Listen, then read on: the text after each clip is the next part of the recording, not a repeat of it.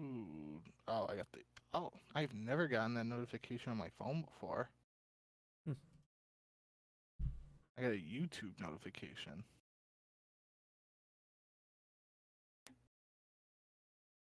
Let me see what the YouTube is that. Yeah.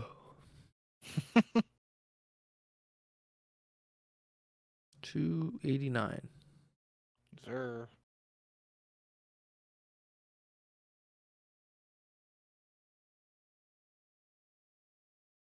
Get that out of the way. Open up the Twitch. Oh, you got a haircut. Yeah, I got it before I left. Looking spiffy.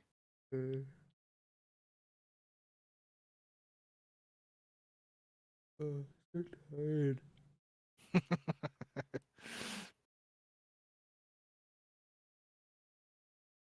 All right, testing. 1 2 3 1 2 3.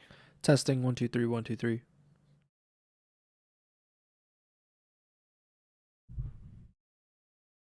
We're good on Twitch.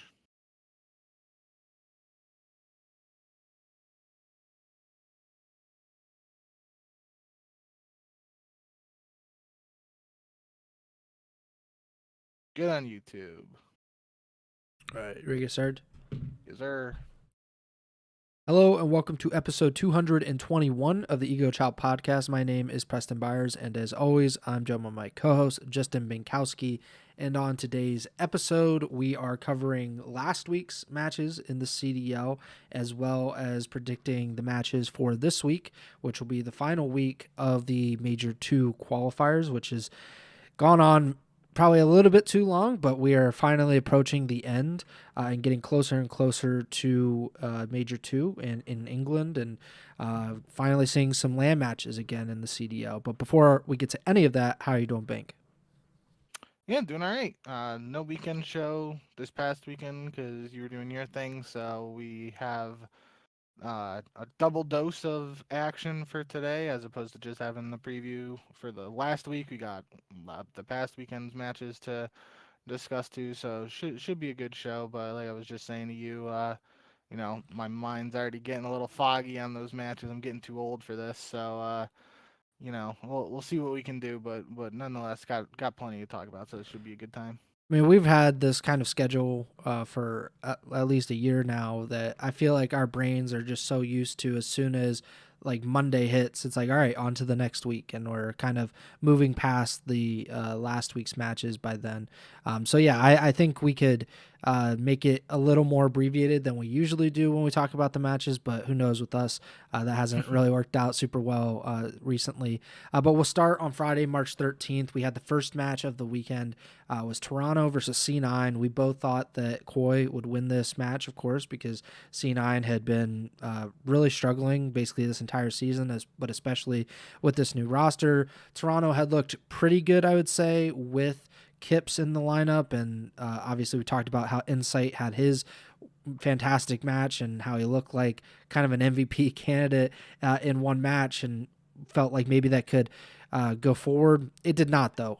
Toronto wins the first map of the series. Then C9 comes back with an S&D and overload win. Toronto forces a game 5, but C9 kind of lending to your point about their S&D prowess, especially with how new this team is and how very little experience these guys at the CDL level, but also together, and how S&D should be kind of the last thing that comes together. But to your point, the C9 wins both of these S&Ds. They win this series, and they really deliver a pretty big blow to Toronto, who had otherwise been solid and looking, maybe trending toward a top 4 seed at Major 2. It could still happen just because of the CDL and how everybody else sucks.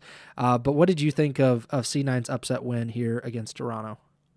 Yeah, I mean, well, we'll talk a little bit more about Cloud9 later in the week as well, but a 3-0 showing from them in S&D further builds on what I was saying. Just, it is pretty impressive given the circumstances as you just outlined and everything. That seems to be what's come together the quickest for this amateur squad.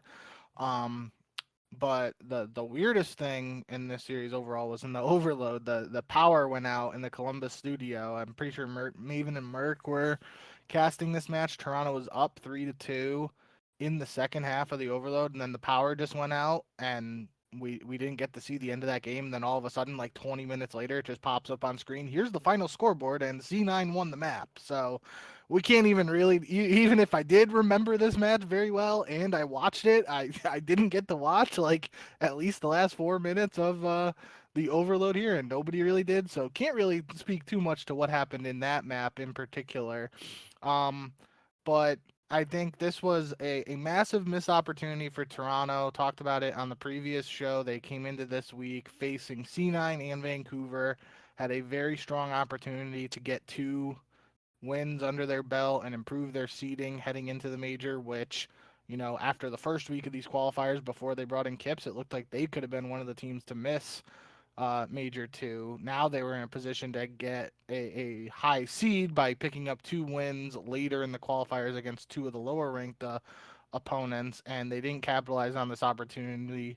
Notably, though, we will. I know for a fact I put in the notes. It's not Toronto related, but we did talk about this um, last week, and so this will be extended to Boston's match, I believe. I'm not looking at the notes right now, but um, for this series against Cloud9 vetoed Den Hardpoint.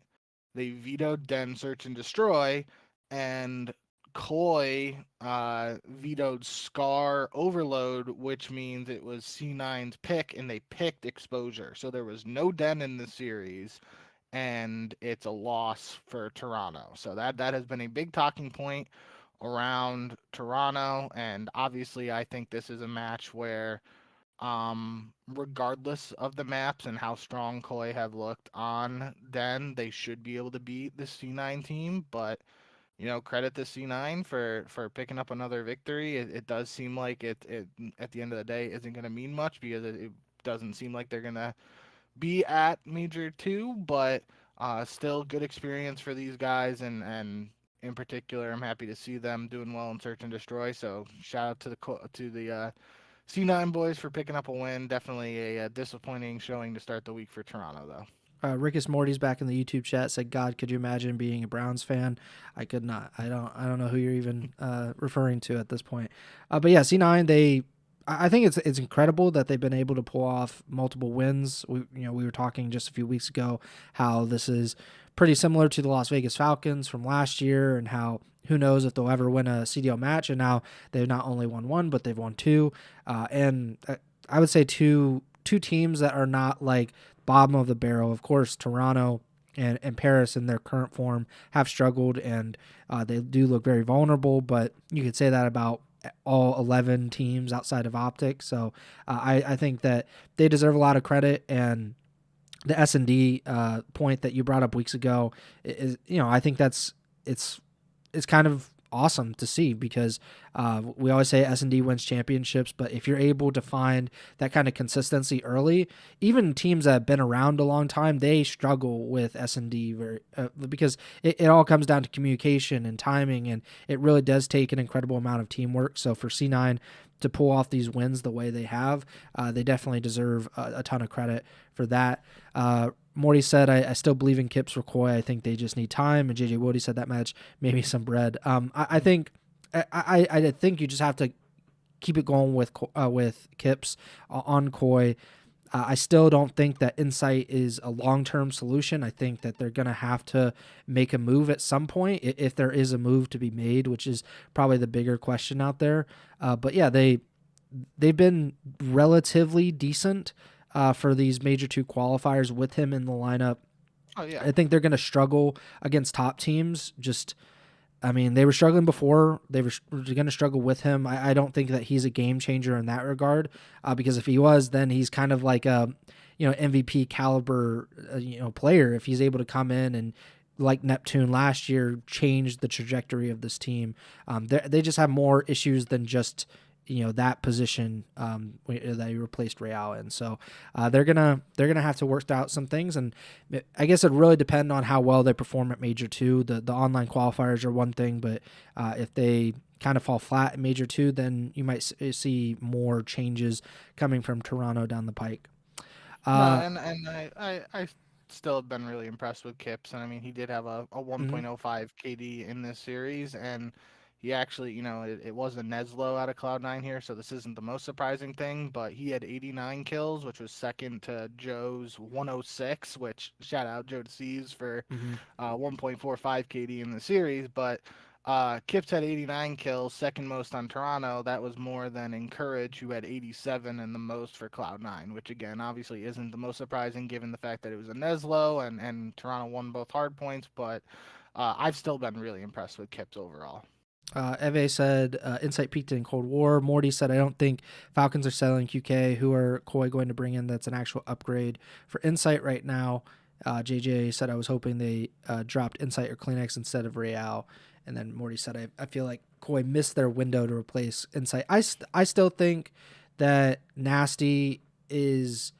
I don't know how realistic it is, but Boston is certainly not a contender by any means. And we'll see if they make it to Major Two. That could be a determining factor for how things go from there. But I think that is an option. It just feels like that is an opening for Toronto, and he actually might fit in pretty well with Toronto. But we've talked about it before. Like the AR players, they're really whatever the opposite of a dime a dozen is. Like they are quite literally so rare, at least impactful ARs that they can bring in that will fit with this roster. Because even if you look at Real coming in, I think we both thought that would work out really well. And then, we thought maybe even the role issues wouldn't mean as much just because there's so much talent on the team. And that was completely wrong. The role issues dominated the actual talent, and that the talent didn't really mean anything because you had players really kind of uncomfortable with the way that they were playing. And we saw it with, I guess we could just bring it up, like Real officially got released by Toronto this past week, and the owner of the team just flat out said, like, we thought that the roles would kind of work out and the role swap would work out, and it didn't. And now we're here, and Real is a free agent as a result of that. So they it's really hard to say. Like, even if you were to place Nasty from Boston into Toronto, maybe because he has a different role within Boston, maybe it wouldn't work the same way within Koi, who obviously I think has like a much, much higher ceiling than the Breach do. So there are just a lot of ifs, ands, and buts, and it's kind of difficult to predict the future. But I do think that Koi should have some options. It's just who knows how well those options will actually pan out as we move forward. Yeah, and YouTube chat bringing up you know potentially considering dropping Kleenex or Insight instead of Real, and I might not be the number one Kleenex supporter in the world. I'd assume some of his family members and loved ones would be slightly ahead of me, just Yeah. slightly, but definitely would not advocate for dropping Kleenex, and I do think he has played better since Real left the team and he's been moved back from the flex to the full SMG. I do think if Toronto was to make another move, Insight would naturally be like just next on the chopping block. But I do agree, I'm not entirely sure uh, what sort of player they would look to bring in, and who could actually be a super impact player to bring in at this point in the season. So that would be interesting to see how it all played out. But in terms of the Real thing that you mentioned too, I did think it was interesting that Real is officially an unrestricted free agent, and there was some speculation about Abe uh, like replacing Real as the quote unquote substitute for this team, just because there was some chatter earlier this year in terms of remember Abe was on Mm-hmm. Toronto at the end of last year for EWC, and there was some, I don't know if it was ever officially confirmed or anything like that, but I think there was reports and rumors that Abe was still under contract with Toronto and loaned to Vancouver for the start of this year, so he Mm-hmm. technically could still be under contract with Toronto, and that just from a business standpoint makes sense to just plug him in as the substitute as they cut ties with Real. So I don't think that means anything in terms of potentially Abe getting a shot with Toronto. Maybe it happens if they make multiple changes, but I wouldn't, for example, expect like Abe to be the first on the list to come in for Insight if they were to make a change for Insight. So I did think that was worth bringing up. Morty said, I think Boston drops Purge and picks up Real before they sell Nasty, in my opinion. Yeah, I don't think. I don't know if it's super likely that Boston actually makes that move. I would just say if you're Ooh. Toronto, then you have to kind of push for it. You know, like, hey, are you thinking about it? Like, if you're even remotely thinking about it, let us know. Maybe we can work out something. I do. We talked about when it was rumored that Snoopy might go to Miami before Trakes in the offseason, that Real and Snoopy together would be an interesting sub duo. I was admittedly very excited to see Joe and Real working together, even though I thought it would have been better for, Real and Kleenex, but obviously Joe was always going to be still on an SMG. But I was excited for that SMG duo in some fashion with Real, and it didn't work out. But I do think Snoopy and Real would be interesting to see uh, if that works out. It's just that comes down to a question of, is Boston going to spend money to make a roster move at this point? Yeah, we'll see with that. You mentioned Miami just a little bit ago. That obviously Snoopy, there was a chance that he could have went to the Heretics, and of course Trakes ended up there. And I guess until maybe 3 weeks ago, they had been really hit or miss. We talked about it, how all of their wins up until about 3 weeks ago were against the bottom tier teams, like the bottom 3 or 4 teams in the league, and they were kind of farming those wins. That's no longer the case anymore, and they are actually on the second longest winning streak in the CDL after this week, only behind OpTic, of course. But Miami have now won 5 straight. We'll just loop in both of their matches because they're relatively similar. On Friday, they played the Riyadh Falcons, and they win that 3-0. Very tight series overall. The overload was pretty decisive, but it was a 250 to 233 hard point, a round 11 S&D win for Miami. And then later in the week on Sunday, they played Vancouver. That was more decisive, more kind of handedly. It was 250 199 hard point win, 6-2 S&D, and 5-2 overload win for Miami. So 6 straight map wins for the Heretics here. Again, like I said, 5 straight match wins. They haven't lost since February 28th, so they're undefeated in March. And 4 of their 5 wins have been sweeps. They 3-0'd Cloud9, 3-0'd G2 Minnesota. They beat LAT 3-2, and then 3-0'd Falcons and Vancouver this past week. So what did you think of the Heretics? And how do you feel about the Heretics now versus how you did maybe 3-4 weeks ago?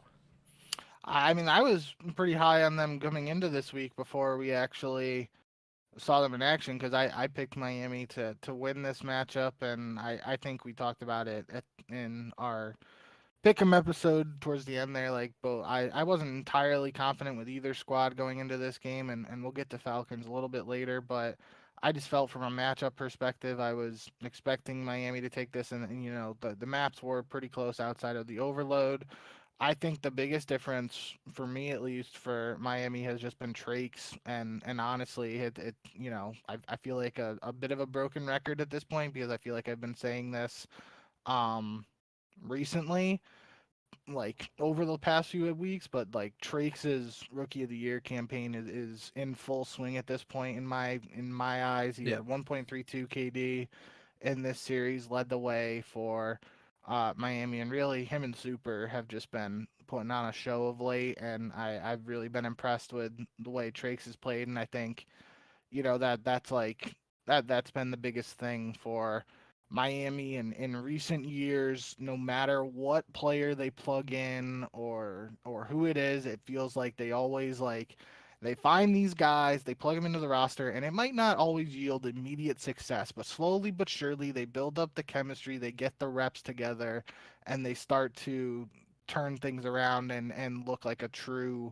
high caliber team. And I'm not gonna, you know, say anything outlandish. Like, I think Miami could beat OpTic at Major Two. I mean, maybe you could make the argument that they have the best shot of anybody just based on how dominant OpTic has been, and maybe Miami possibly being the second closest team in terms of recent performances, but that's like you could definitely argue either way in that. Regardless, I have been impressed by Miami overall, and I am excited to see Trace's continued development this season because it just feels like as he's getting more reps, he's just getting better.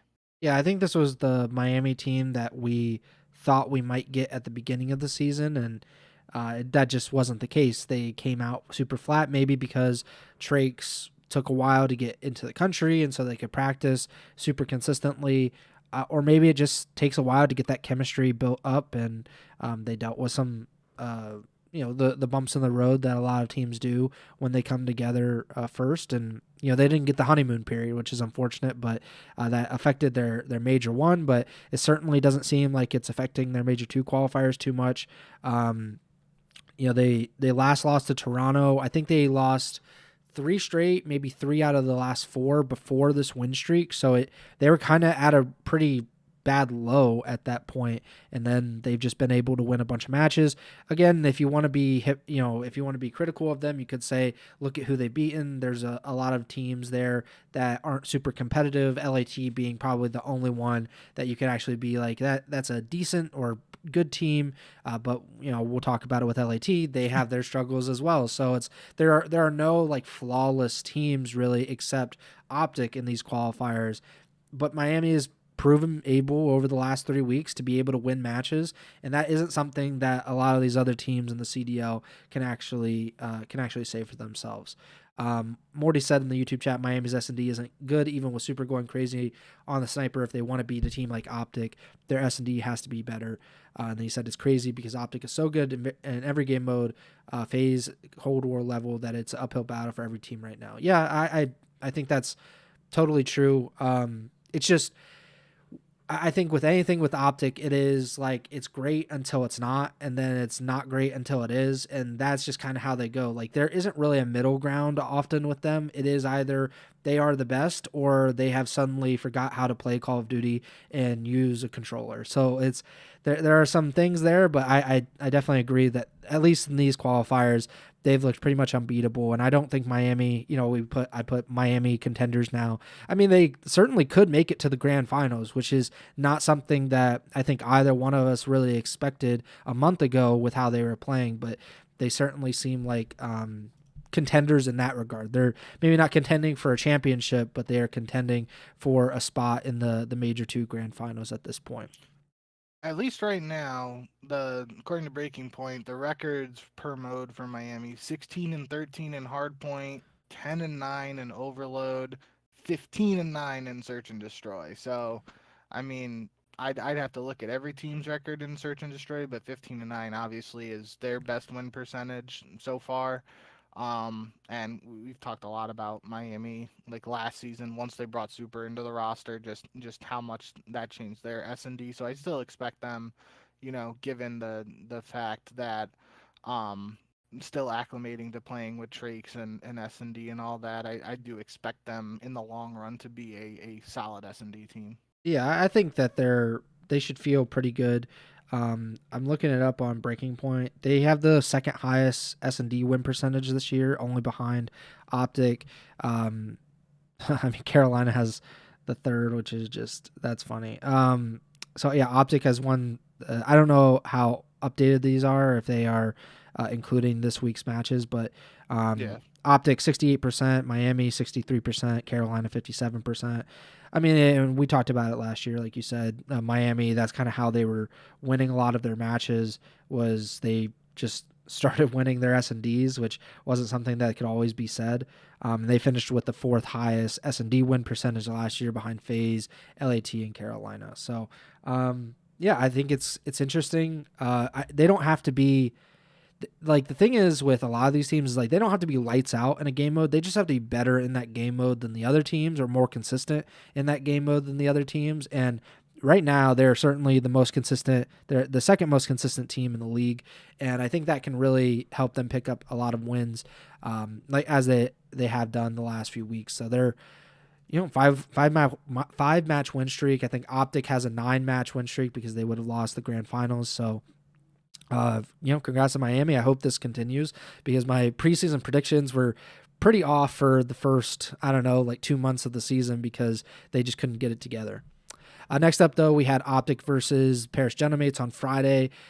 We talked about it before coming in that OpTic just said flat out, hey, we're going to be experimenting with some things. Who knows how everything is going to go. They end up winning this series despite that, but it was about as close as it could get, especially in the S&Ds, both of which go to round 11. The first one, Raid S&D, that one goes to Paris, and then Scar S&D in Game 5 is a 6-5 win for OpTic. OpTic, they win both hard points. Paris wins that first S&D in the overload. And really, this is a lot bigger for Paris. This is a bigger loss for Paris than is a big win for OpTic because OpTic, they really had basically everything had to go wrong for them. And for those second place teams, everything had to go right for them for that number one seed not to be OpTic's at the end of these qualifiers. And with this win, OpTic clinched the number one seed at the Major One qualifiers. And for Paris, it continued a losing streak where, we talked about it. They very much looked at risk and still, even after this week, are still at risk of missing Major 2. What did you think of this match between OpTic and the Genomates? I thought overall I was impressed by Gentlemates in terms of how competitive this series was, given the performances we've seen from both teams in recent weeks. I thought it would have been very easy for OpTic to just 3-0 20-minute DoorDash this series if Paris had played as they played in their previous few matches, but um, knowing the opponent on the other side, it seemed pretty apparent to me that Gentlemates came out with a little extra fire and motivation to try and get something done here in this matchup. I did, as you mentioned, I did think it was interesting that we didn't see some of those maps that JP mentioned, but it is worth mentioning as well that Blackheart Hardpoint was vetoed by Gentlemates, so it's not like it was OpTic avoiding playing that map after saying they were going to try. Like they just couldn't play it. So um, that is something that did stand out to me. But in both S&Ds, map 2, Gentlemates had a 5-2 lead. In the map 5, Gentlemates had a 5-3 lead, and it went to round 11 like you said, but it was just one instance Gentlemates actually choked a 5-3 lead, and then the other one they almost choked a 5-2 lead.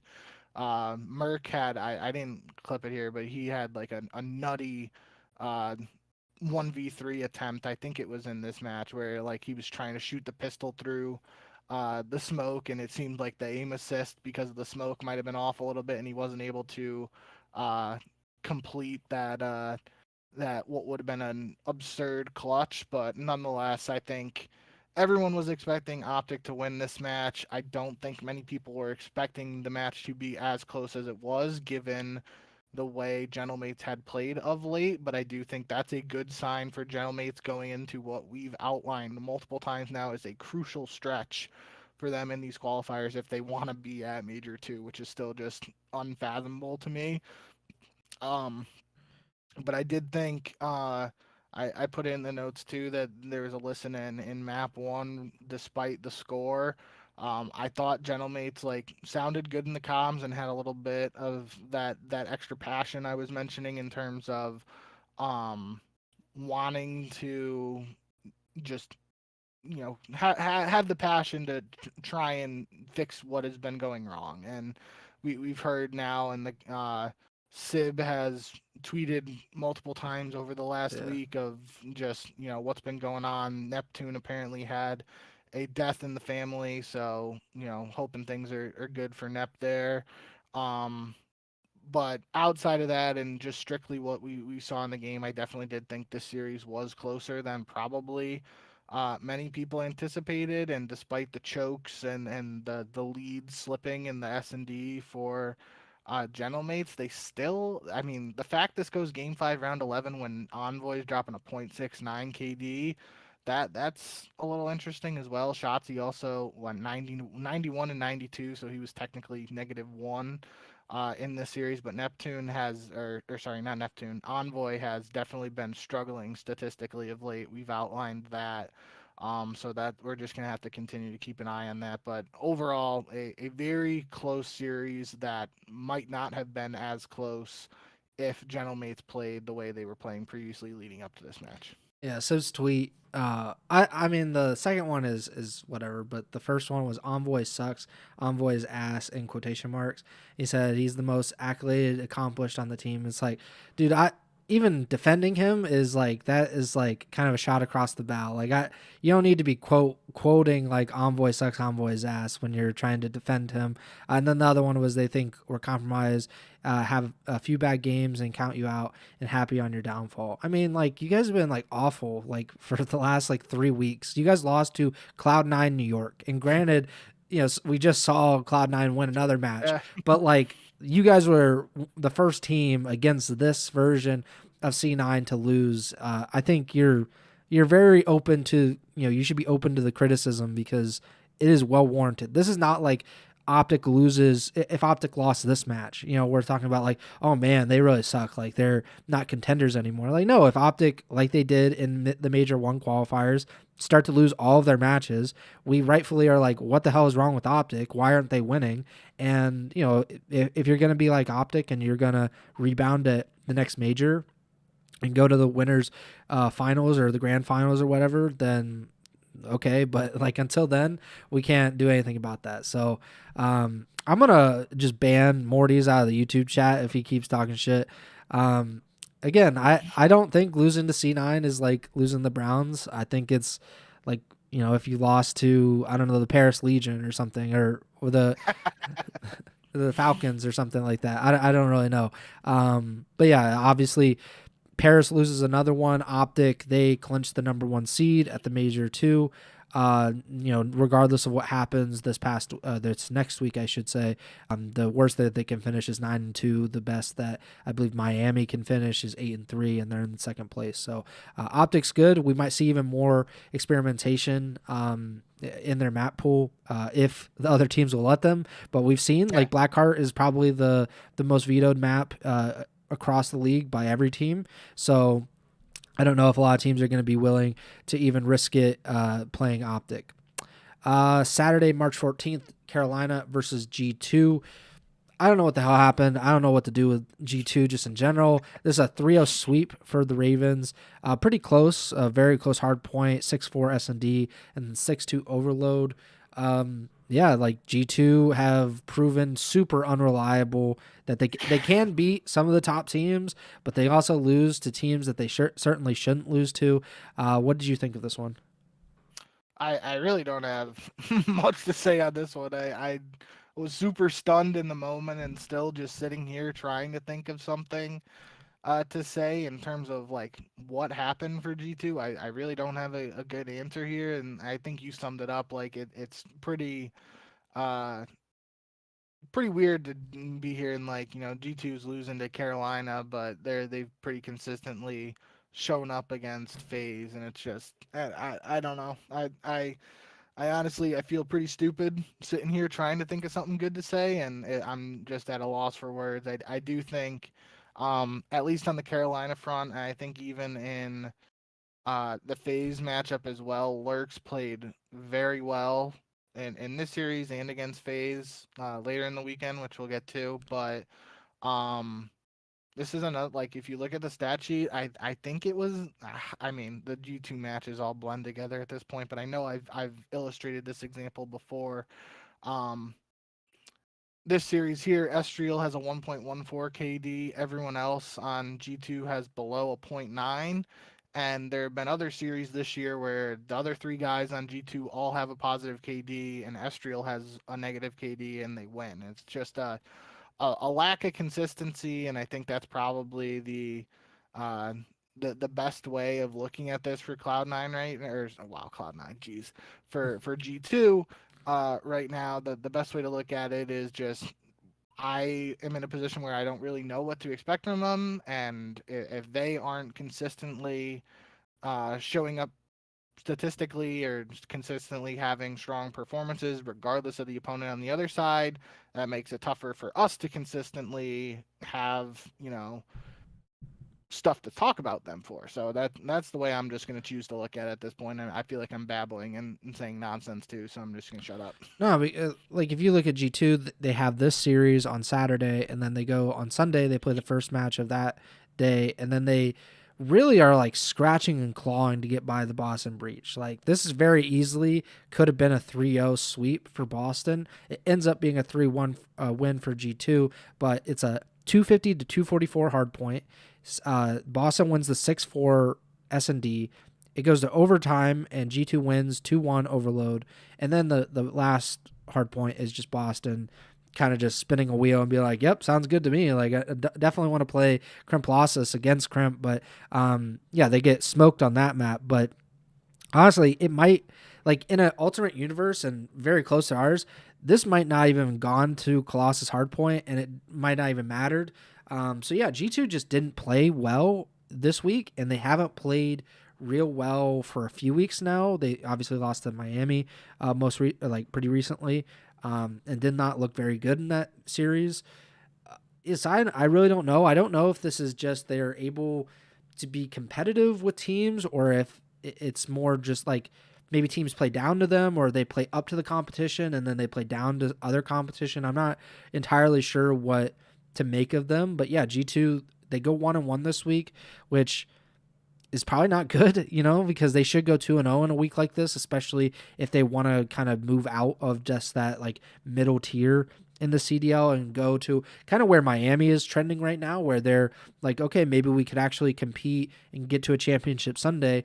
That's very open for G2. Like they can do that, but it just isn't clicking for whatever reason. So any thoughts on the G2 Boston kind of, I don't know, it's a kind of a clusterfuck, to be honest. Yeah, I mean, this was the match I was alluding to earlier in the week when we were talking about Toronto Cloud9, and the Den situation is you know Boston just plays Colossus against G2, and it really doesn't make a ton of sense to me given the position both teams are in. If you look at the stats, it is Colossus is Boston's most picked hardpoint map at 11. It is the map they have the most wins at, but they're 6-5 on Colossus, and then next highest they're 3-2 on Exposure and 3-4 on Scar. Those are the only hardpoint maps they have a win on. Well, this is actually crazy. Boston's 0-6 on Den and 0-4 on hardpoint. So they're 0-4 on Blackheart. So maybe it is being a little overcritical of them, where they're like in a position where they don't have another good pick to throw in here as opposed to Colossus. But this just goes back to what I was saying in the previous week where they played Den. I think it was Den Overload against Toronto after Toronto like got smoked on Scar Overload, and then they played Den Overload and Boston got smoked by Toronto like 8-0 or something crazy. So um I guess, further looking at the numbers, it might not be as big of a deal, but this is two times in recent weeks now where it just feels like it's like, well, what's going on here with Boston? Why are we picking these maps against these particular teams? Um, I guess I'll just give them the benefit of the doubt here, and after looking at the numbers a little further and seeing like Colossus technically is their best hardpoint map, and it just happens to be uh, G2's obvious best hardpoint map as well. So maybe it's just like, they got to roll with it. But it is strange to me that this has happened twice now in multiple weeks, in back to back weeks, where it seemingly, at least on paper, Boston is being willing to play these matchups against teams that are you know considered to be very solid on these particular maps, and Boston is like, yeah, we'll just play it, screw it. So um not sure really much else to think about. It might be being a little overcritical, but it definitely jumped out to me in the moment, and in the heat of the moment when the match was going on, and especially in hindsight, seeing how dominant G2 looked on Kremplossus again here. It's like that really adds further fuel to it. Like, what the hell are we doing? But a couple days removed from it now, and me looking at the numbers here, I guess I can see a little bit of the logic, but it is still something that sticks out to me. Yeah, it might not be the decision making really that is the problem. It's just that they're so limited that they have no real second option. Like if you go to Blackheart, like you said, they're playing on a map that they haven't won on. I believe that Minnesota's best maps in Hardpoint are Colossus and Den. They're 7-3 now, I guess, on Colossus and 5-1 on Den. They're 3-6 on Scar, 2-2 on Blackheart. So like they definitely didn't want to play Scar in this series if they could get away with it. Obviously, they're able to win Den as they have for most of these. So yeah, it's kind of really the decision making isn't the part to criticize. It's just that they don't really have any other option in this, and that they're kind of forced to play this. And then it really goes back to the point, like if they had closed out some of these previous maps, the respawns and map 1 and 2 or map 1s and 3, then yeah, like this wouldn't have went to game 4. They wouldn't have had to deal with Colossus, and we would be talking completely different about G2 because they would have lost and been kind of on the chopping block as we enter the last week of the Major 2 qualifiers. But for Boston, it's kind of like, like we'll talk about their first match of the week pretty shortly, but this is a huge loss for them. Like they could have gotten out of the that 11th spot probably if they had won one of these matches, and now they're going into last week and they need something to happen. They don't control their own destiny, and that's always a pretty dicey situation to be put in. Next up was Toronto versus Vancouver on Saturday. We talked about Toronto and their first match of the league, losing to C9. Somehow they beat Vancouver after losing to Cloud9, but this was a pretty competitive series, all things considered. Vancouver ends up winning the S&D 6-4 and nearly win that second hard point, but Toronto closes out the series 250-235 on Scar to win 3-1. This would have been a disaster, like straight up, if Toronto went 0-2 against these two teams. Fortunately, that doesn't happen. Did you feel any better about Toronto after this series, or was it another one where you're like, oh, Jesus, like this is a little too close to call? I just think, I put it in the notes, but I said they were all close maps, but Joe was the MVP diff, and that's really what it comes down to here, in my opinion. Like, Joe just fried all weekend, but really in particular, he was the difference maker here. 121 kills. Nobody else. Kips was the next closest at 98. Cap had 96 for the most for Vancouver, so just a true all-star caliber performance out of Joe Deceives. Kips played really well too, though. So like that's just been the lethal duo for Toronto. And like I said earlier, just been impressed with Kips all around. He had 13 in the search and destroy, which was the loss for Toronto in this series, but still a solid performance from him there.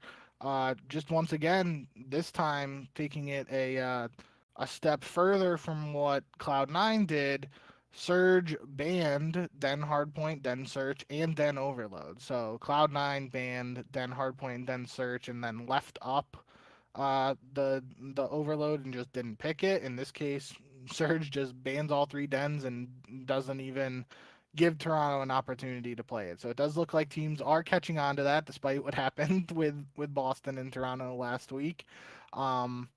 And I think at the end of the day, these were pretty close maps, and I do think Capitol has had a pretty solid impact on Vancouver just in their competitiveness, and I think I outlined it last week when we were talking about his first matchups. He's not like jumping off the stat sheet, but it's kind of like he's just having a ton of engagements. He went 30 and 20 in the Overload, 35 and 35 in the map 4, so that's just 70 engagements there. Joe was 43 and 32, so he's at 75. So like, obviously just a few kills go the other way, and he's more in line with Joe in that sense. But um, just overall for Vancouver, it seems like they might have been a little late pulling the trigger on a roster move, but I do think this, like you said, this would have been a disaster if Toronto wasn't able to win this matchup. So it was a very important win for them.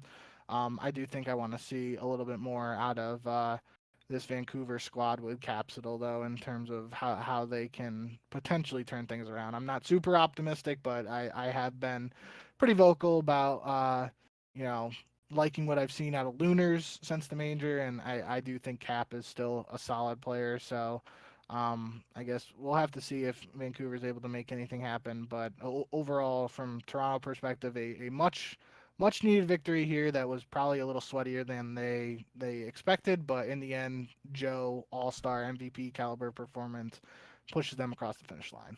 Yeah, Vancouver really just needs to get to Major Two.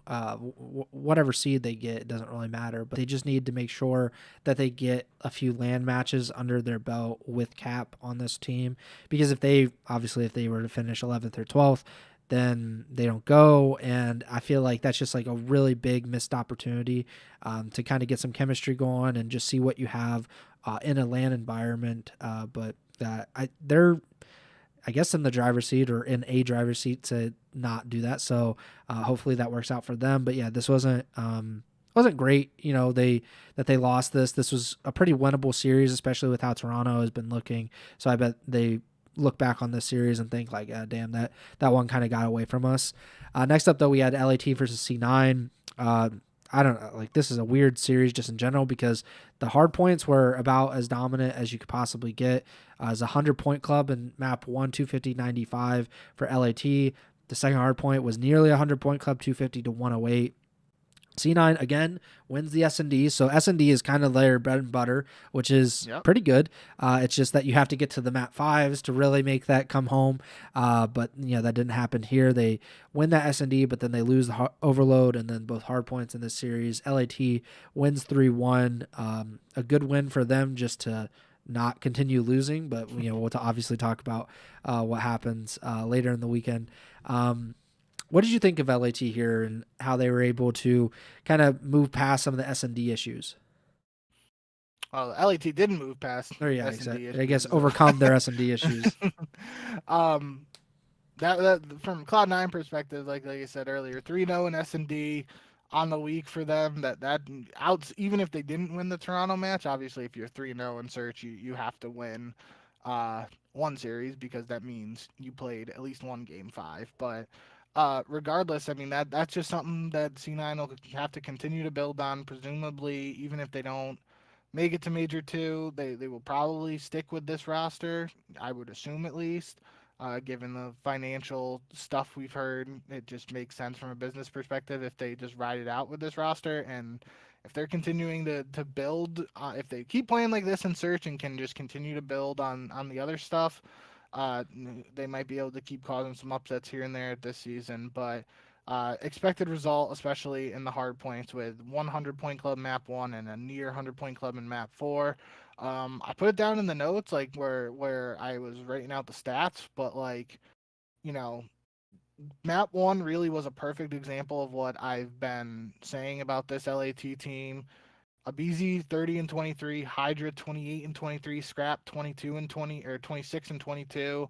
And Neum just has to exist and not giga feed. And I put it down in the notes, didn't even put his stats down. I absolutely loved his comms and them listening, just like sounded like a seasoned vet when he's literally the rookie on this team playing with 3 uh superstar players. And that's the recipe for success for this LAT team. That's what I've been saying, and what I'm going to continue to stress with this team is if those other 3 guys, the BZ, Hydra, and Scrap, are playing as the all-star MVP caliber players that we know they can be, Neum just has to bring the comms, do his role, and that should be a recipe for success for LAT. It was in the last week, I believe, where it felt like Neum was literally the only guy going positive for LAT, and they were getting smoked. And like that's just not going to be the recipe for success for them.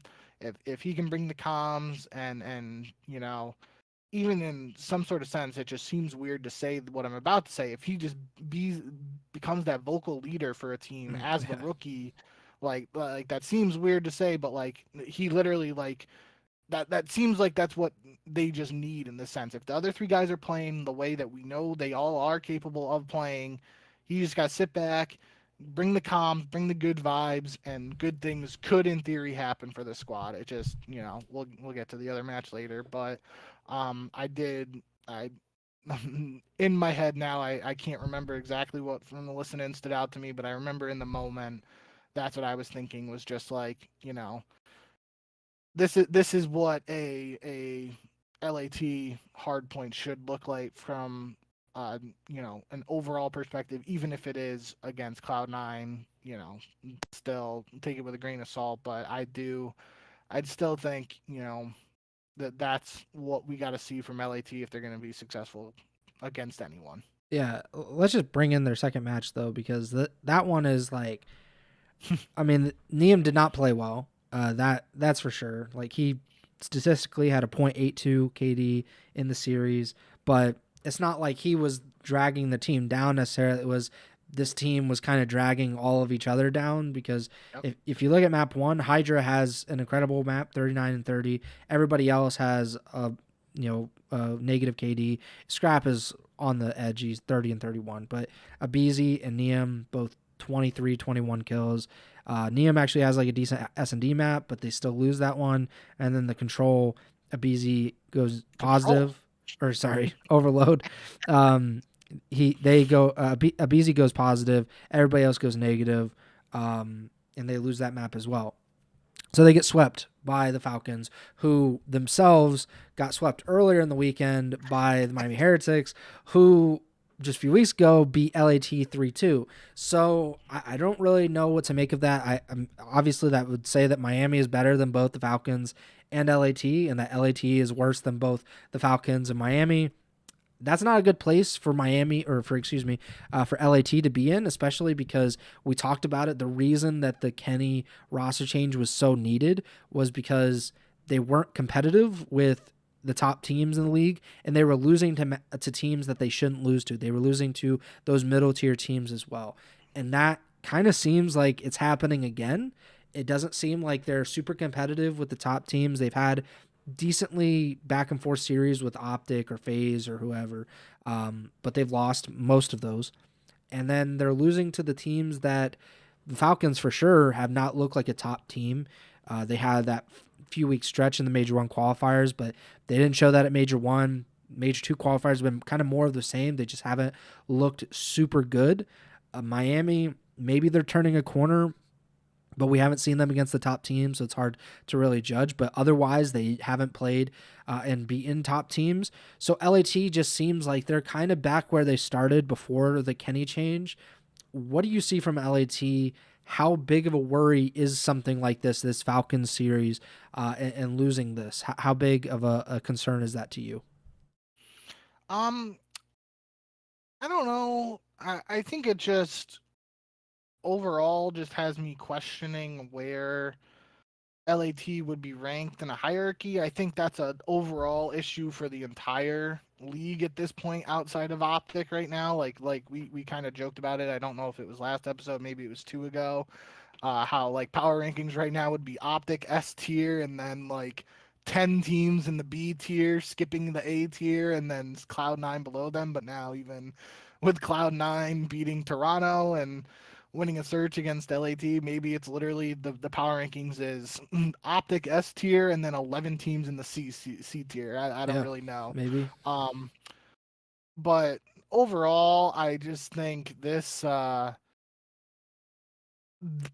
Like you mentioned looking at the numbers and stuff for LAT here, if all four guys on LAT are negative in a series, it shouldn't matter who they're playing against. Even if Mm-hmm. this was the stat sheet against Cloud9, they're going to lose that series too.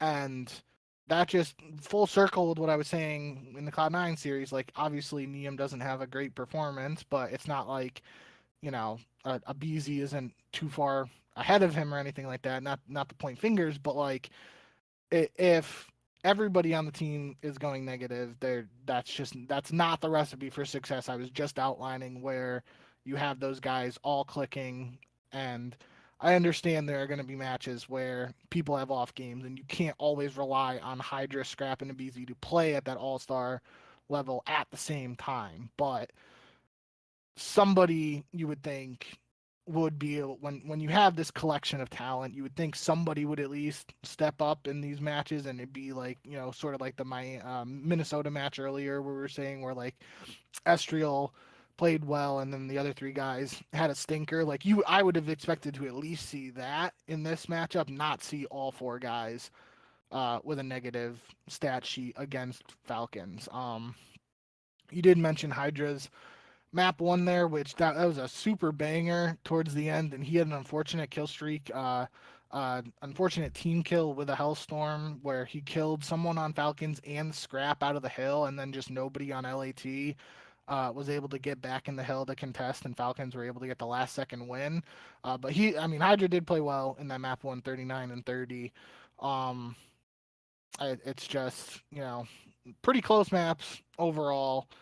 I'd say, obviously 6-3 in the search is a 6-3, but 6 points in a hard point, and then an overtime that came down to kills and the overload, like pretty close series, all things considered. And I think, I said it last episode. I don't know exactly how I said it, but I said this was one that I was picking LAT, but I wouldn't have been surprised if Falcons came out and got a win, and that is what happens. I can't even remember what I was thinking exactly at that time, but um, I wouldn't be surprised too if this is a matchup that, kind of is a little reminiscent of the Carolina LAT saga in the major one cycle there, where like Carolina gets the win against LAT online and they face off on LAN and LAT gets the win. Like, I wouldn't be surprised if these two teams played on LAN and LAT came out on top this time. I just think this is a bit of a head scratcher, but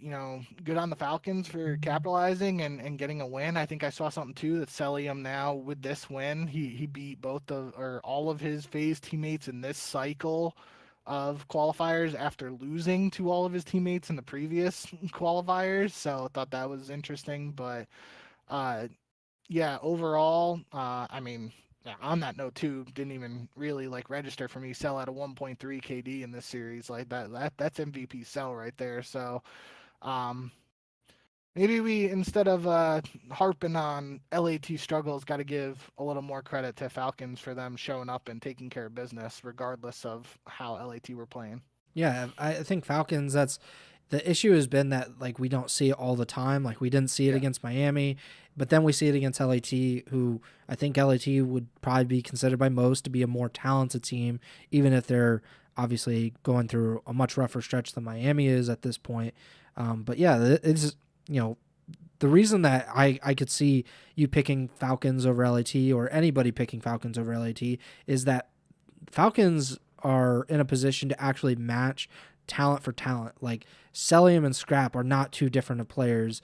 Exnid is playing pretty well. So if you want to say that he's on par with Abizi or whatever, like I could see that.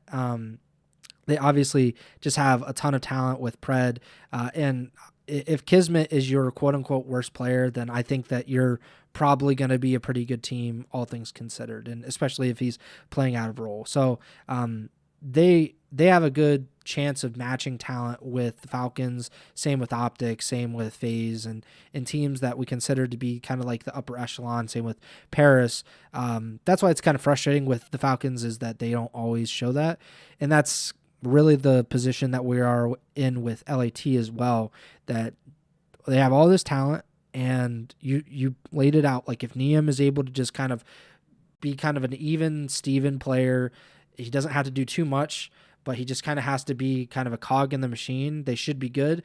Well, when the rest of the machine is just breaking around you, that little cog doesn't really matter at all. And that feels like what's happening with LAT is that there are just a lot of kind of tainted parts to this team, and I don't know how you fix that. I guess we'll see at Major 2 if they're able to turn it around. And like you said, maybe they beat Falcons early on and we say, oh, okay, it was just an online match or whatever. But if you remember what happened at Major 1, yeah, they beat Carolina, and then they just kind of laid an egg for the rest of the tournament. So it wasn't like they went on a run like a la OpTic or Paris or any of those teams. They weren't really close to any of them. So hopefully they're able to figure it out. This was a pretty bad way to end the penultimate week of qualifiers, but they still have a week to kind of turn things around before we get to Major 2. I think we skipped over the Gentlemates versus Boston match because we talked about G2 versus Boston.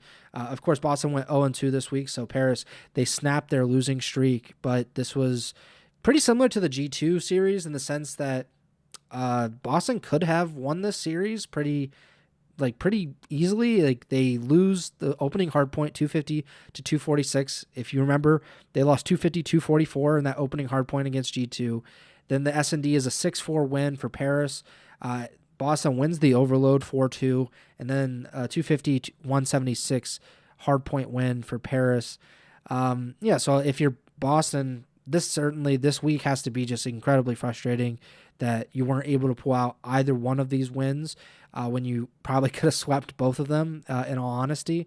And for Paris, this is like probably bittersweet because they did not really have the series that they probably wanted to in that first match of the week.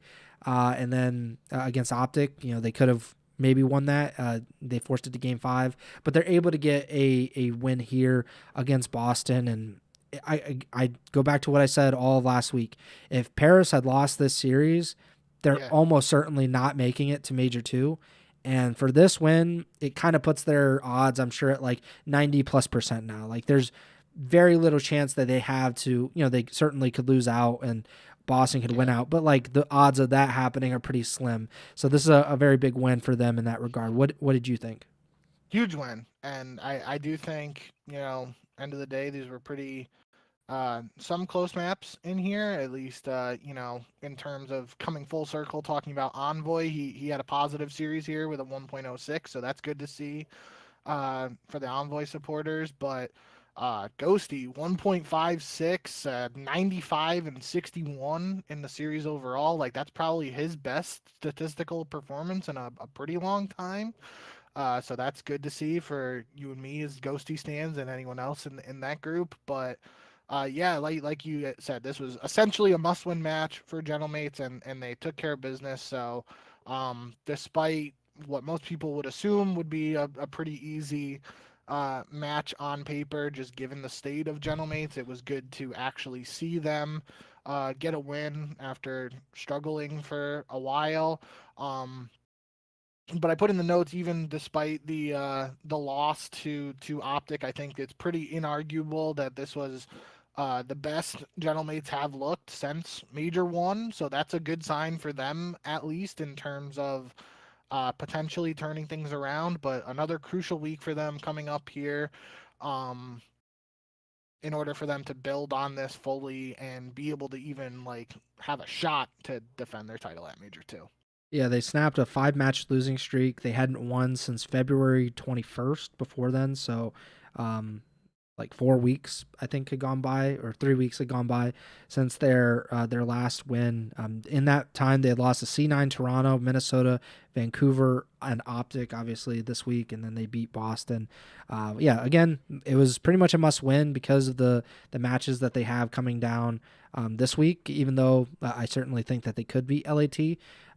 But yeah, this was just a really, really necessary match for them, and really for Boston as well. But we just don't think about it like that for them. Like, we go from Major One champion to Boston, who's like always teetering on like 8th or 9th place typically. So we already talked about G2 versus Boston. I think we've touched on Vancouver versus Miami, just because obviously No, Miami. I yeah, guess Miami. I said that they went 6-0 this week, so it kind okay. of predicts the future here. But they pretty decisively win 250, 199 hard point, 6-2 S&D, 5-2 overload. Any kind of overall like kind of putting a ribbon on the gift for Miami's perfect week. I honestly do not remember this series at all. So I I mean, who like can really blame you? looking at this, like I can't even remember watching. Like I know I watched it, but I really don't remember it. But I put that in the notes, another Treeks masterclass, and I mean that just full circle with what I was saying earlier. He is pretty much in my eyes right now the leading contender for rookie of the year. Obviously things change with if any rookie eventually somehow gets a championship at some point this year, or some teams just like take massive strides. But 1.42 from Trakes, 1.43 KD from Super, they've really been a pretty dynamic duo and for Miami, at least in this week and in recent performances. So tough series for Vancouver on the stat sheet, but Overall, I just think, Miami taking care of business and looking pretty strong. I guess just because they both play Vancouver, it is a little comparable in the sense of um I don't know how to phrase this, but like Toronto playing C9 in Vancouver, Miami plays Falcons in Vancouver. Obviously, you view Miami's slate of matches is a Hmm. little more difficult because of Falcons over Cloud9. But in the end, those are probably matches where both teams view them as two winnable matches because you want to have the mindset of going into these matches like against anyone that you have a shot to beat them. But Miami actually took care of business and solidified a 2-0 week, which, we'll get to the standings, but that has them in second place. And that's a Hmm. position, if Toronto won both of their matches, they would have been uh, like just below Miami because they've played one more match, but they would have had 6 wins as opposed to 5. And as we've already talked about, the standings are a little jumbled. So just in terms of seeding and stuff for the major, pretty solid showing from Miami this week to take care of business and help their case for having one of the top seeds. And then the last match on Sunday was FaZe versus Carolina. Of course, Carolina had their win earlier in the week against G2. G2 has had multiple wins over FaZe this season. That did not matter even a little bit here. FaZe, they absolutely roll them in hardpoint. Pretty decently close S&D 6-4 win for FaZe, and then 5-1 overload for FaZe as well. A 3-0 sweep. Yeah, I don't really know what to say about Carolina. This is just kind of like par for the course for them, that you never really know what you're getting. FaZe, this is a big win for them just because they've Yeah. been really struggling lately. Coming into this match, they had lost 4 of their last 5, losing to Minnesota, Falcons, Boston, which is the real hurt one. They beat LAT, and then they lost. They got swept by OpTic last week, and then this was their only match this week. So if they had really waited until the very last match on Sunday and then lost to Carolina and kind of let that linger, I think that would Yeah. be a pretty big blow to FaZe. But they're able to win this. How much better did you think that FaZe looked in this match compared to some of the more recent performances that they've had? I mean, if FaZe lost this match, they would have been 3-6 Yeah, heading into must this final wins. stretch. So yeah, so this was a must win as it stood at that point, and they did take care of business. I fully, regardless of the struggles in this qualifiers, I've been vocal about my thoughts on Carolina enough. Like this was a match that FaZe needed to win and needed to show up in, so it was good to see that. Was impressed again by Lurks and kind of full circle. Talked about him in the last Carolina series. Lurks played very well this weekend. Had possibly one of the craziest 1v4s in Call of Duty history. Always want to shout that out. I don't know if we've actually had 1v4s this year yet, so it might have been the first 1v4 of Black Ops 7, but 1v4s don't happen a ton as it is. The fact that he was able to do it in like literally 5 or 6 seconds was just crazy. Like the way it happens, if you didn't see it, definitely go check it out on the COD League Twitter or any of the COD clips pages and stuff. Everyone was posting and stuff. It was absolutely ludicrous. Um, but yeah, that was literally like the one highlight moment in what was otherwise a stomp by FaZe. So it was good to see FaZe come out and take care of business here as you would expect. But definitely want to shout out Lurks for his performance all weekend, uh, even in this losing effort and especially in the 1v4. And so far, the pick'em with this past week, you went 8-3. I went 7-4. So you're 71-44. I'm 73-42. Your Carolina picks are almost kind of fading into obscurity at this point, or I guess your anti-Carolina picks are kind of fading into obscurity. Standings to this point, heading into the final week of the Major 2 qualifiers, OpTic is 9-0. They have locked up the number 1 seed regardless of what happens this week. They have a 27-7 map count, which is 79%, way higher than anybody else. The Miami Heretics are in second currently. They're 6-3 with a 65% map win percentage. And then there are 3 teams tied at 5-4 currently. The Falcons, LAT, and G2 all have 50 CDL points, all 5-4. So things could happen with the final two matches for each of those teams. Toronto also has 5 wins. They have 50 points, but they're 5-5, not 5-4.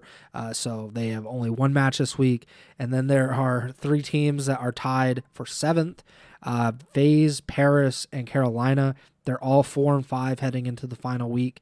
Vancouver Vancouver and Boston both have 3 wins and 30 points, but Vancouver's 3-6, so they could theoretically move ahead of Boston. Boston is 3-7. They are in 11th place and definitely need some help in this final week to make sure that they make it to Major 2. And then Cloud9 New York, despite their win this week, they're 2-7. They have two matches this week, so in theory they could probably get out of the bottom 2, but most likely not. But yeah, they need a lot of help because they can't just win and get in, basically. But I should say that only 1 seed is locked up. Only OpTic is locked up. I think OpTic is also technically the only team that has actually even qualified for Major 2, because even Miami at 6-3 could still lose their 2 matches and go 6-5, and some crazy tiebreakers could happen. Theoretically, obviously, I don't think that's going to happen. But yeah, there's really no safety in these qualifiers so far, even heading into the last week, which I did not really think that was going to happen with 11 matches. I thought for sure that we were going to go in with a lot less of kind of the hype and intrigue into that final week. But now everybody from between 2 and 12, those teams are all separated by 4 or fewer matches, which is pretty crazy to think about when everybody has played at least 9 matches to this point. Let's get into these matches, shall we, for next week? So Friday, March 20th, starting off with what could be a banger, but also could be a very disappointing performance by either of these teams, quite honestly. Gentlemates versus FaZe. This is 2 teams that have really underperformed in the Major 2 qualifiers. If Paris and I guess really they're both fighting to stay out of the bottom 2, even with their wins last week. So a loss here could be detrimental to either of them. I'm going to go with FaZe. I mean, Gentlemates have just been, FaZe has been bad, but Gentlemates have been horrible. So I'll go with FaZe. All right. I was really thinking you might go with Paris here, and I was going to go with FaZe to be opposite, but I don't know if I can bring myself to pick Gentlemates. I do think there is something to be said about their last week's performance and the fact that they came into the matchup against OpTic with that extra fire. They should, in theory, at least come in with a similar mindset here against FaZe, knowing the situation and knowing they need to show up here. I'm not gonna risk it though. I'm just gonna go with FaZe. I think this is a really interesting matchup to see how it shakes out, and I think it'll probably be one of the matchups we end up spending the most time talking about next episode. But I'll go with FaZe. Next up, C9 versus Carolina. Yeah, I'm going to go Carolina, even though I certainly could see Cloud9 winning this, but they've only won 2 matches. Both of those, we haven't picked them. I think it's hard to predict when they're actually going to show up and be able to force a Game 5 and win those SNDs. Yeah, I got to end my Carolina embargo for this one and go with them. I can't pick Cloud9 right now, like you said, just can't rely on it, so I'll take Carolina. I don't feel good about it, but it is what it is. Next up, Vancouver versus G2. With the way that G2 has played, they could have a letdown, and Vancouver is certainly, I think, better than post roster change than pre roster change. But also good G2. I think the ceiling is higher. They've shown more with these respective rosters. Yeah, I'll take G2 too. I do think, given what we saw from G2 last week, if Vancouver somehow wins this, I wouldn't be super shocked. But I got to go with G2. I think they're the better team. Saturday, March 21st, starting with Carolina versus Miami. Certainly got to go with Miami, right? They are on this massive winning streak. Carolina has been hit or miss, so I'm going to go with the Heretics. Yeah, got to go Miami here. FaZe versus C9, same kind of deal. Like they both can have like similar wins, which they do. Like FaZe before this past week had 3 wins, and C9 only has 2 right now. So not too different in the standings, but certainly feel a lot differently about these teams just in general. I will pick FaZe.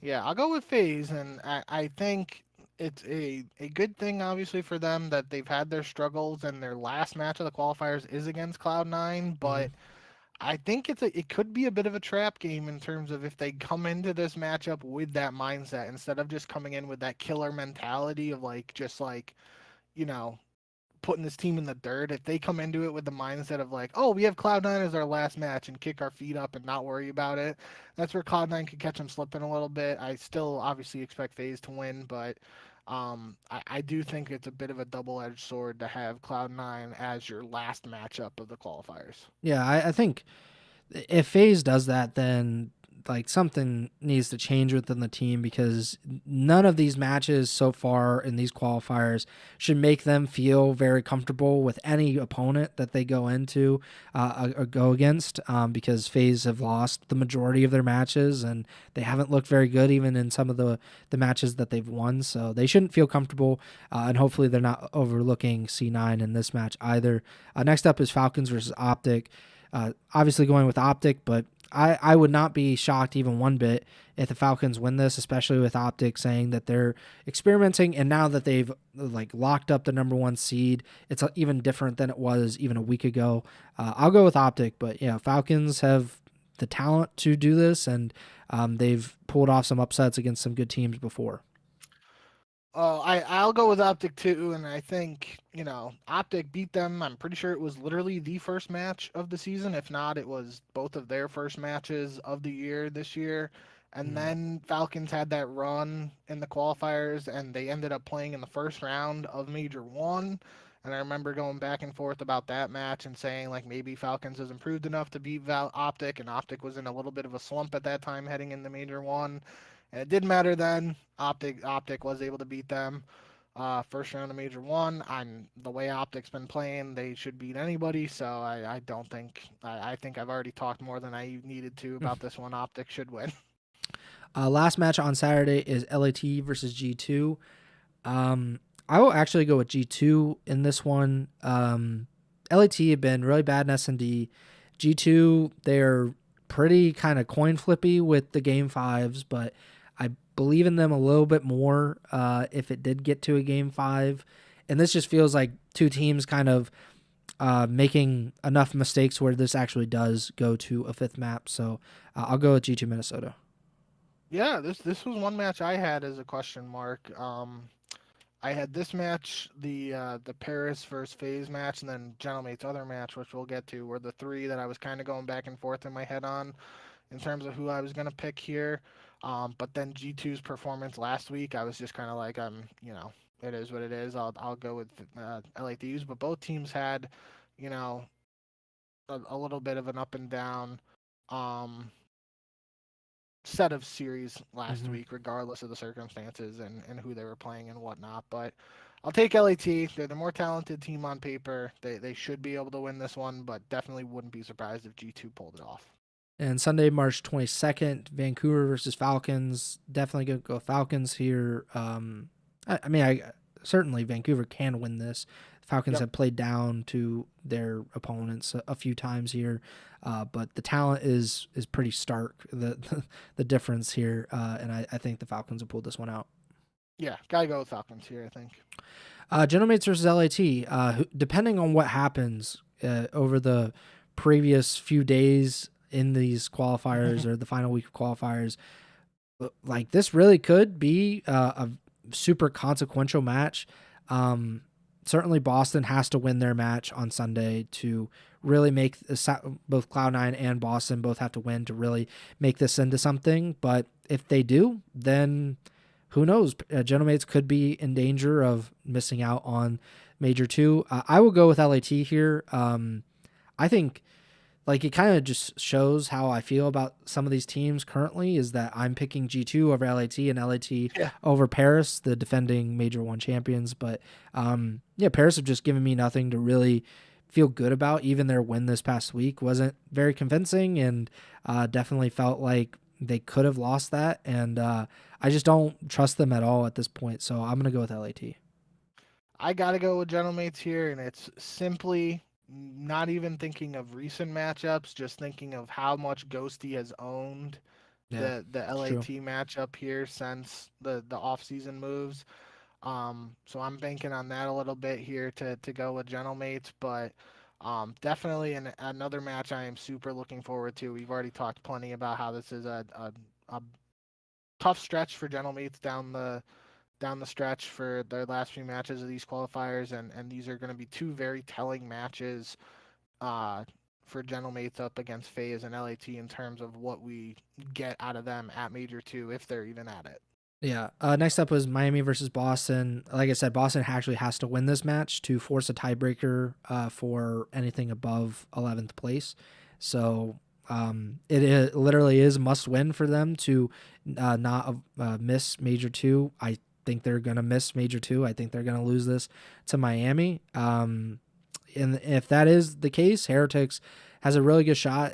If they beat Carolina and they beat Boston, then they finish the Major 2 qualifiers on a 7-match win streak, which Yeah. they started 1-3, they finish 8-3, very similar to how the Falcons and Carolina, I guess, also finished the Major 1 qualifiers. That's not a great omen for how they might do at Major 2, but it would lock up the second seed and give them a lot of momentum going into the Major. I will go with the Heretics here.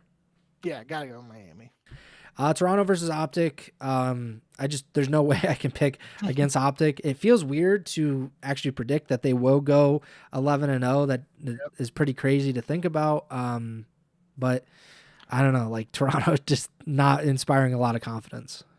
I just think it would be really funny. I think I said it last episode. If I didn't, maybe it was 2 episodes ago. But if OpTic go 11-0 in the Major 2 qualifiers in 2026 after the 0-18 debacle in the 2025 Major 2 qualifiers, that's literally just like two complete opposite ends of the spectrum there. So I think that's kind of funny, but I do think it is notable here that the maps that we had JP discuss were Blackheart and Den for the maps that OpTic would want to test. So does OpTic view this as an opportunity to be like, we have a shot to get a Den rep against possibly the best team on Den right now, or are they just going to be like, yeah, we're not going to risk it. We'll try out Blackheart against them, but not Den. So I think that will be interesting to see how that shakes out. But regardless of what the vetoes look like, OpTic should absolutely 100% win this matchup. Yeah, Toronto is 0-3 on Blackheart hardpoint, so who knows if they want to play it and they're thinking about their Yeah. seating, and it's like, actually we would rather play, like, I mean, play Den and Scar if you want to do it, and then OpTic's like, all right, that sounds good to us. Like, yeah, Scar's a comfort pick for us as well. So, yeah, it'll be interesting. We'll obviously talk about all the matches on our next show.